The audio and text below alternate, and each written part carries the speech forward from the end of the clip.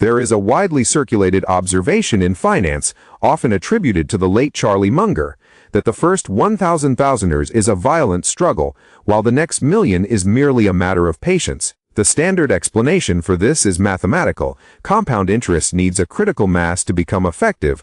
Until you reach that six-figure threshold, your returns are negligible and your net worth is powered almost entirely by the raw effort of saving. This is true, but it misses a more structural behavioral reality that prevents most people from ever reaching that first milestone. The difficulty of saving the first 1,000 zanazers isn't just about the lack of investment returns, it is about the incredibly high cost of the infrastructure required to earn a modern income.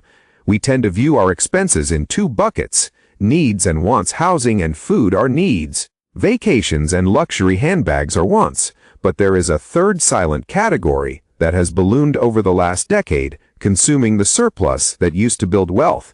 We can call this the second rent. The second rent is the aggregated cost of the conveniences required to maintain a high-efficiency life. It is the price paid to buy back the time you sold to your employer. Unlike lifestyle creep, which is the pursuit of luxury, the second rent is the pursuit of functionality. It is the money you spend not to enjoy yourself, but simply to keep the machinery of your household running while you are at work. Understanding this dynamic and the specific economic forces driving it is the only reliable way to accelerate the path to that first 1,000 alazrin. To visualize this, we have to look at the baseline mechanics of a modern household. Let's consider a hypothetical couple, Alex and Sam. They are part of the 49.6% of married couple families that are dual income according to 2024 Bureau of Labor Statistics data. They are industrious, educated, and tired. On paper, their combined income looks substantial, perhaps enough to suggest that saving 100,000 shouldn't take more than 3 or 4 years. But when we apply the average expenditure data to their lives, the friction becomes visible. The first obvious hurdle is the actual rent, or mortgage. Housing is the single largest expense for the average household, costing $26,266 per year and consuming 33.4% of total spending, based on the BLS Consumer Expenditures Report released in 2024. This is the first rent. It is the cost of having a roof. Most financial advice focuses heavily here, telling Alex and Sam to downsize or move to a cheaper neighborhood.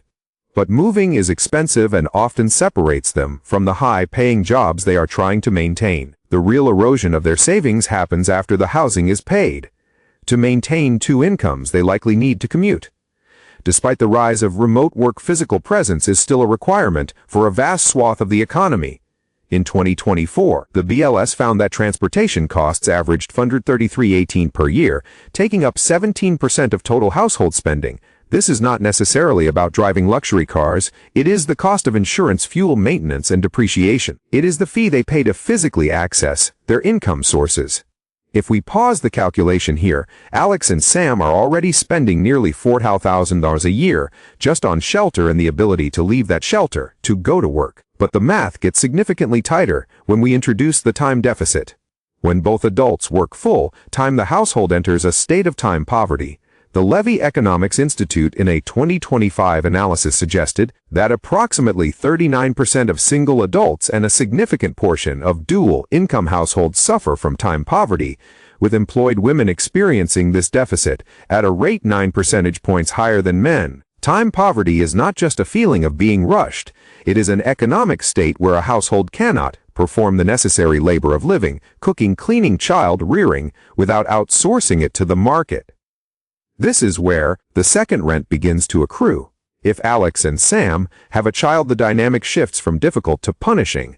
The days of a stay-at-home parent absorbing the cost of childcare with unpaid labor are mathematically impossible for many. So they pay. Childcare Aware of America reported in 2024 that the national average price of childcare was $131.28 annually, representing a staggering 29% increase since 2020. This is a recurring fixed overhead that acts exactly like a mortgage. It is a monthly minimum payment required to keep their jobs.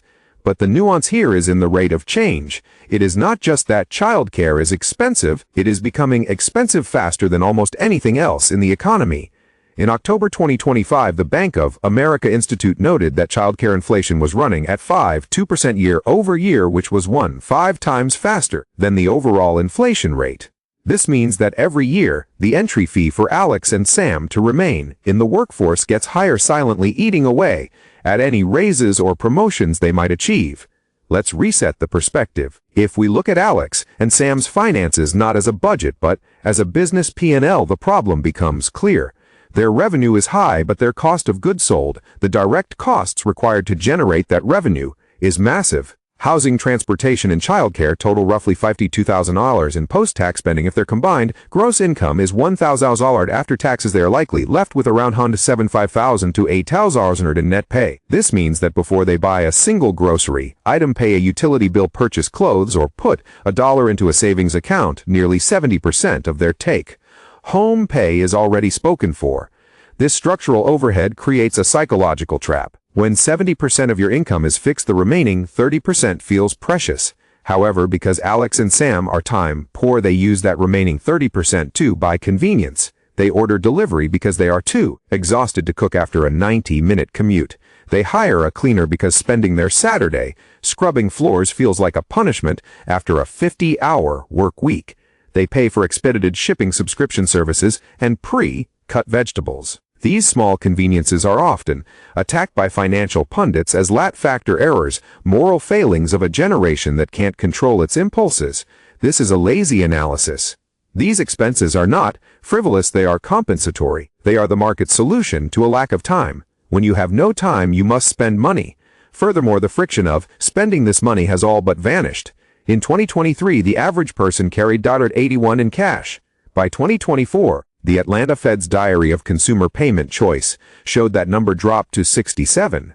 We are moving toward a frictionless economy where the pain of payment is removed.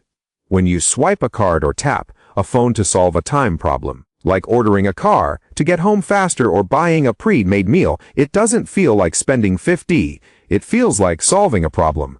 The danger of the second rent is that it scales with your income. As you earn more, your time becomes more valuable, so you justify outsourcing more tasks. You upgrade from a gym membership to a personal trainer to save time on programming workouts. You upgrade from standard shipping to same-day delivery. You move closer to the city to shorten the commute, increasing your housing cost. The savings rate remains flat because the cost of efficiency rises in lockstep with the salary. This brings us to a critical junction in the logic. If the system is designed to convert money into time, how does one break the cycle to save that? First, 1,000 reasonable people can disagree on the solution. Some advocate for extreme frugality, cutting all convenience spending, and enduring the time poverty. This is the beans and rice approach. While mathematically sound, it often leads to burnout. If you work a high-stress job and remove all the stress, relieving conveniences, the sustainability of that income source comes into question. You cannot sprint a marathon. A more defensible approach is to attack the fixed costs that masquerade as necessities. We established that transportation is 17% of the average household budget. This is often viewed as non-negotiable. But is it? The Bureau of Labor Statistics noted in 2024 that only 10% of private sector workers had access to commuting subsidies. The cost is almost entirely on the employee. If a household can restructure its life to remove one vehicle, perhaps by one partner working remotely or by choosing a location that allows for transit, the savings are not just the gas money. It is the insurance, the registration, the maintenance, and the depreciating asset itself. Saving $13,000 a year on transportation is the equivalent of getting a $18,000 raise. That single structural change does more for the 1,000 goal than a lifetime of skipping coffee. However, this doesn't apply if you live in a rural area or a city with failing infrastructure. In those cases, the car is a tool of survival, not a convenience. This is where the nuance is essential. Strategies that work in a dense metro area often fail in the suburbs. Let's look at another mechanism: the convenience premium on food. We know food is a necessity, but the format of that food is the variable. The gap between raw ingredients and a meal delivered to your door is the cost of labor. You are paying someone else to be your chef and your waiter. The mathematical model for saving $100 fast requires you to internalize that labor even when it is inconvenient. It involves treating the household as a production center, not just a consumption center. When you cook dinner, you are effectively paying yourself the wage you would have paid the restaurant. If a meal delivery costs $40 and the ingredients cost $10, you have earned $30 tax-free by cooking it. If it takes you 30 minutes, you are effectively paying yourself $60 an hour. If your professional hourly rate is $40 an hour, cooking dinner is a more profitable use of your time than working an extra hour at your job, because the cooking wage is tax-free and the job wage is taxed. Of course, there is a counterargument. Here, one could argue that spending money on convenience frees up mental energy to pursue higher-level career growth. If hiring a cleaner allows you to study for a certification that doubles your salary, then the cleaner is an investment, not an expense. This is valid, but it is also a rationalization that is frequently abused. Most people do not use the time saved by convenience to generate more income. They use it to recover from the work they already did. Unless the saved time is directly reinvested into capital creation or skill acquisition, the time is money argument is mathematically flawed. There is also the counterargument regarding quality of life.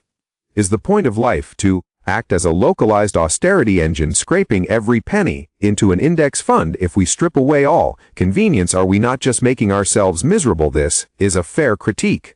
The goal is not misery,